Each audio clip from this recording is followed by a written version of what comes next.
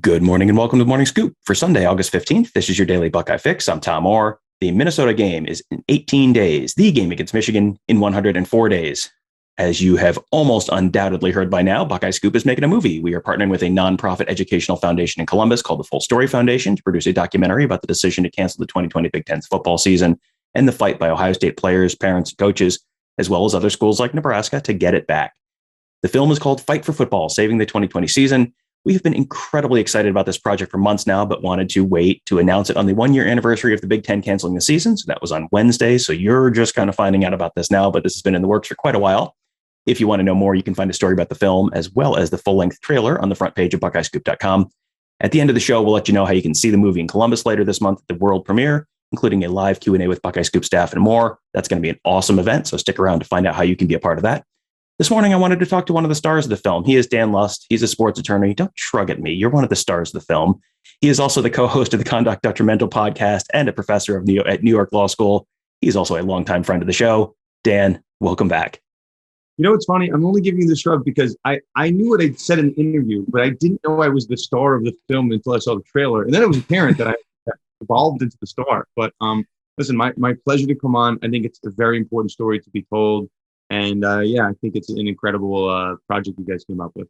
Well, I mean, I reached out to you about this a couple months ago, and you texted me back right away in all caps. I went back and looked. Count me in 100 million %. And then I see the little dots, like the bubble, like, oh, what's he going to say now? And then corrected yourself to 100 billion %. So, why was this film something you wanted to be a part of?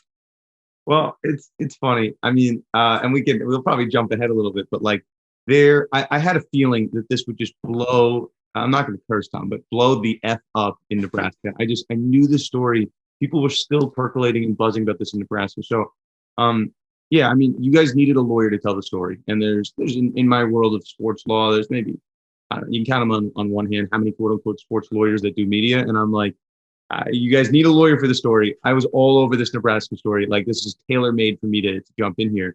And then, as you know, Tom, we'll see if I remain a member of Husker Nation after this.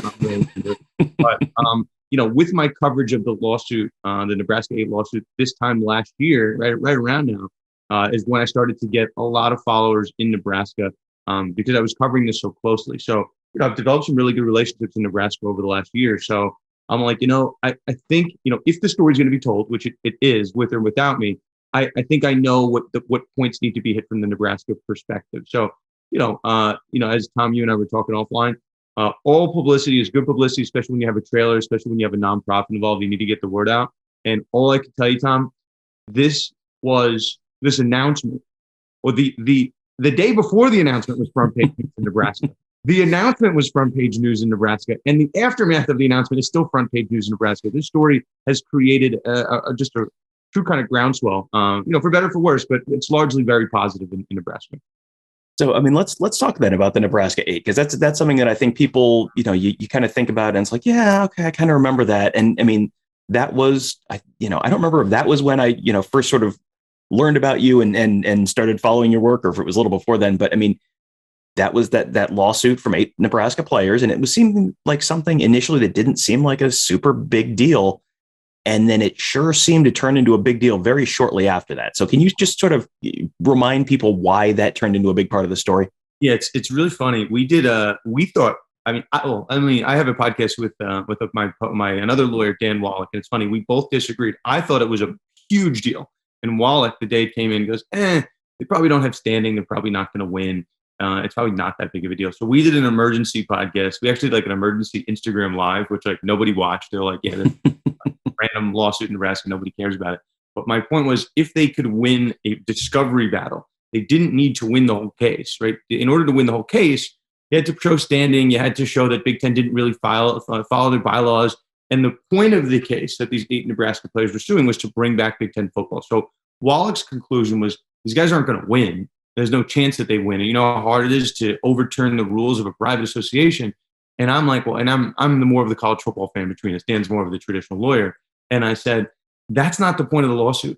The point of the lawsuit is to exert incredible pressure on the Big Ten leadership right now. So as long as they win their first discovery motion and they get the deposition schedule and they get the text messages, emails, if they get that within a week or two, I mean, that's much quicker than the FOIA process.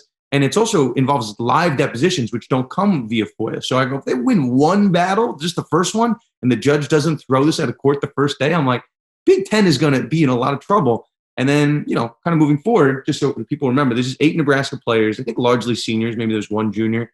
And they were saying, you took away our season and you harmed our business expectations. So in theory, we're not going to have an extra year of tape. And they're citing to comments from the Pittsburgh Steelers general manager saying, hey, if there's a tie and there's a guy that played this season, a guy that didn't play this season, we'll probably go with the guy that played this season. So there was a lot of people saying, hey, this statement from the Pittsburgh Steelers GM is like it's a very good thing for Nebraska here. They're kind of dropping them kind of a little basket. They're giving them a present here, a big gift.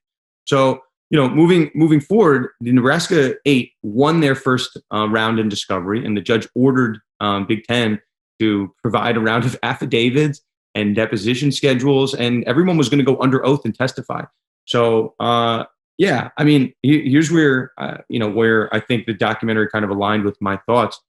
These papers, these text messages, emails, everything had to be provided on September 12th, which was a Saturday. And I was connected with all the Net Nebraska beat reporters. I was waiting for it to come in, and it didn't come in on Saturday. Odd.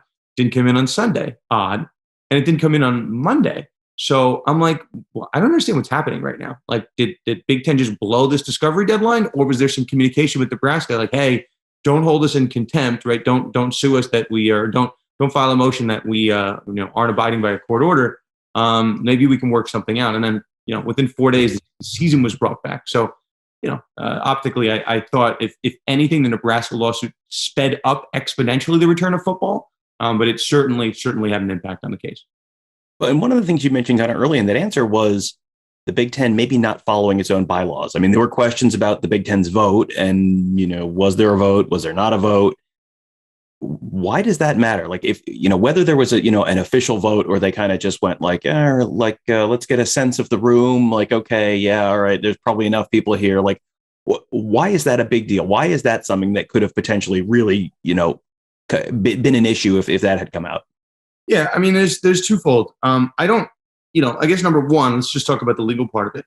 The court is not going to disturb the rules of a private association unless they blatantly don't follow their own bylaw, their own rules. Like, if they follow the rules, but they're stupid rules and the rules don't make sense, tough luck, right? Those are the rules of the private association. The courts are going to defer to private associations. But if you just didn't follow them, like, that's not really that good. I mean, that's a point in Nebraska's favor. And then there was a really big misstep, which I'm not sure if we will get into. I'm sure we'll see what the final cut of the documentary is. But Morton Shapiro, the president over at Northwestern, submitted an affidavit early in this Nebraska case, and he swore under oath that there was a vote, a clear and unequivocal vote to cancel the season.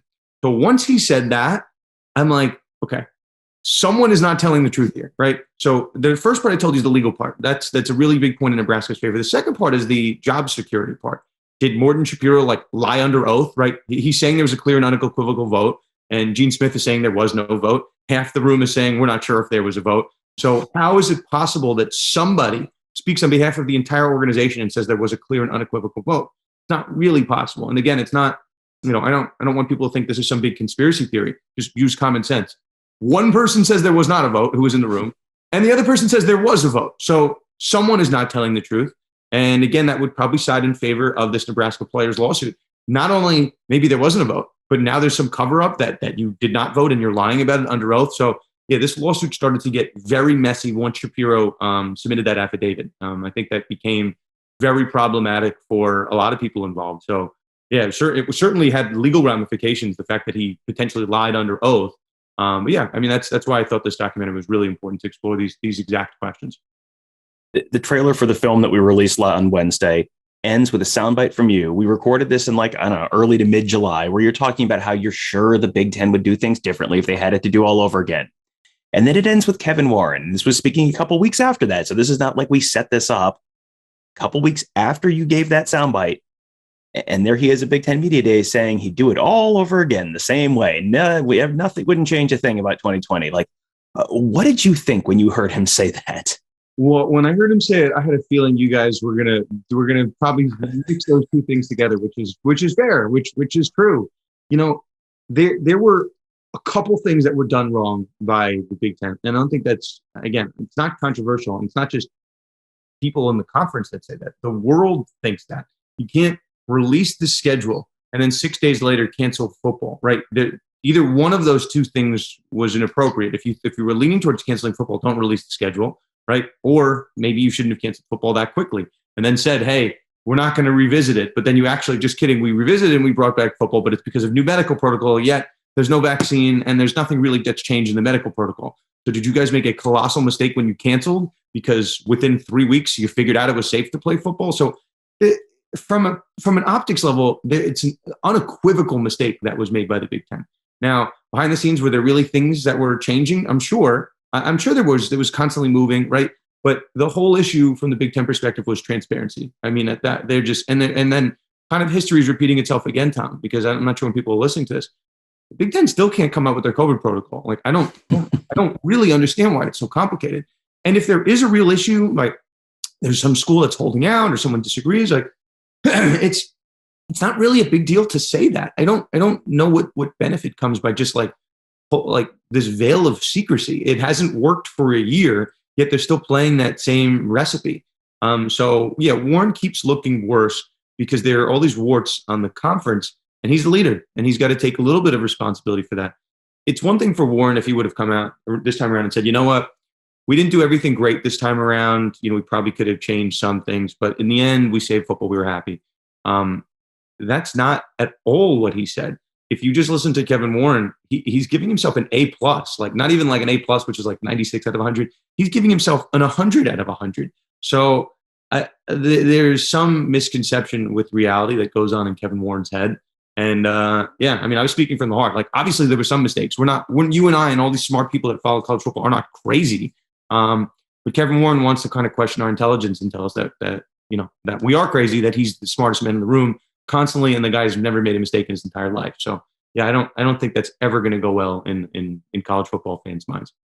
Yeah, that was an interesting because, on July 30th or something, he said they're going to do everything they can to safely play a season. And then, they put the schedule out and then 6 days later they cancel it because it's not possible to play a fall season safely. And then they ended up playing a fall season safely. So very self-evidently, you were not correct there. That's something you said at some point was not correct. So yeah, I don't know how you can give yourself 100 there. When we were starting to talk about the film and put the film together, one of the things we had to do was come up with the name of the film. And when you come up with the name of the film, you have to buy a domain name, secure the social media handles to match. There were a few other titles we considered, but those domains were owned by other people. So we landed on Fight for Football. So therefore we bought www.fightforfootball.com and at Fight for Football on Twitter. It's only one L because of the character limit, but these things happen. Instagram, all that stuff. That's a lesson that Cleveland's baseball team probably could have learned from this year. That's another story you've been reporting on recently that I thought, a big chunk of our audience is probably interested in. So let people know what is going on with the Cleveland Guardians baseball team and the website clevelandguardians.com. That was an incredible transition. I'm very proud of you for that one. Thank you. Thank you very much. I told you offline, Fight the number 4 football was probably not taken. I think that was a chance. That was maybe a chance here. But I didn't want it to seem like a Fast and Furious sequel. That's all. That was my concern there. I'll tell it to you, and I'll kind of take one step back because I'm learning that not that many people know, maybe more people should. So I posted on LinkedIn. I'm pretty active over there, and I'm teaching a sports law class at New York Law School this semester. Actually, in a week, we're starting up. And I said we're going to have a mock negotiation between lawyers on both sides of the, quote, Cleveland Guardians debacle. It's a really interesting story. So somebody reached out to me very angrily, and they said, why are you calling this Cleveland Guardians thing a debacle? They had to change their name. It's not a debacle. It's from the Native American groups and the baseball team. Why are you calling this a debacle? And I'm like, oh man, that's not the debacle. The debacle is that a roller derby team is fighting with the baseball team. It's not the Native American groups. We're past that. They've already changed the name. That part's not a debacle. It's already been done. This is a roller derby team that is involved here. Okay, so hopefully I call people's attentions with that. And if I didn't, here's an exercise for your listeners right now while you're listening to this. Go to www.clevelandguardians.com. If a baseball team shows up, absolutely no problem at all. That would make a lot of sense, right? Because when you go to every single baseball team, you go to Yankees.com, Red Sox.com, Cubs.com, even Tigers.com, which has to do with animals, goes to the baseball team. ClevelandGuardians.com, as we're speaking right now, Tom, goes to a roller derby team. Guardians.com is up for sale to the highest bidder with domain names. So I don't know what happened, but again, same kind of deal, right? We had a decision that was made on July 23rd of this year. The Dolan family comes out. They said we received final clearance on the name. So no one really picked up on it. I hadn't noticed it. I have a lot of fans in Buckeye country over there. Somebody that Sunday reached out to me and they said, did you know that there was a Cleveland Guardians roller derby team that's been around since 2015? I'm like, no, I did not know that. So I had a post that went a little bit viral. I just wrote, did the Cleveland Guardians forget to check Google? And I put up the Cleveland Guardians roller derby logo. So that blew up. No one really knew about it. And then we started digging, as lawyers we do. I'm like, how did they make this mistake? So we went on the trademark filings, and I'm not going to get too much in the weeds here. I want to make sure people kind of follow this.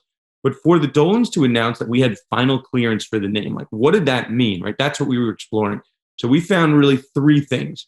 They spoke with Marvel's Guardians of the Galaxy because, it's named Guardians. The @Guardians handle on Twitter is owned by the Guardians of the Galaxy. So they had to speak to them, right? They don't want to infringe on the Guardians, Marvel's trademark.